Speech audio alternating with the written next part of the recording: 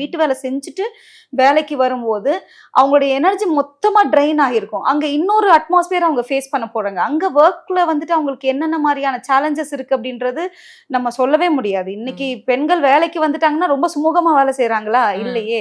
ஒரு ஆணுக்கு பெண் வந்துட்டு சமமா வேலையை செஞ்சாலோ இல்லாட்டி ஒரு ஈக்குவல் போஸ்டிங்காக அவங்க ஃபைட் பண்ணாலோ அந்த இடத்துல சேலஞ்சஸ் தாண்டி இன்னைக்கு ஒர்க் பிளேஸ் ஹராஸ்மெண்ட் இருக்கு, செக்ஷுவல் ஹராஸ்மெண்ட் இருக்கு, சம்பளம் வந்து ஈக்குவலா கொடுக்கறது கிடையாது, வாய்ப்புகள் கொடுக்கறது கிடையாது. இப்ப நம்ம தியரிட்டிக்கலா சில விஷயத்த வந்து இப்ப நான் ஒரு சமூக செயற்பாட்டாளர், நான் சமூகத்துக்கு போயிட்டு சில அட்வைஸ சொல்றதை தாண்டி சஜஷன்ஸ சொல்றதை தாண்டி நான் என்னவா இருக்கேன் அப்படின்றது ரொம்ப முக்கியம். சோ நானா இருந்தா மட்டும்தான் அது காலத்துக்கும் நிலைச்சு நிற்கும். பட் ஒரு காலத்துல நானாவே இருந்தது கிடையாது. சரியா? நம்ம ஒருத்தங்களுக்காக மாத்திக்க முற்பட போதோ இல்ல ஒரு கட்டமைப்புக்குள்ள வந்துட்டு பாத்தீங்கன்னா நம்மளை புகுத்தி இதுதான் நம்மளுடைய ஐடென்டிட்டின்னு ப்ரூவ் பண்ண நினைக்கும் போது அது ஃபெயிலியரா தான் போய் முடியும்.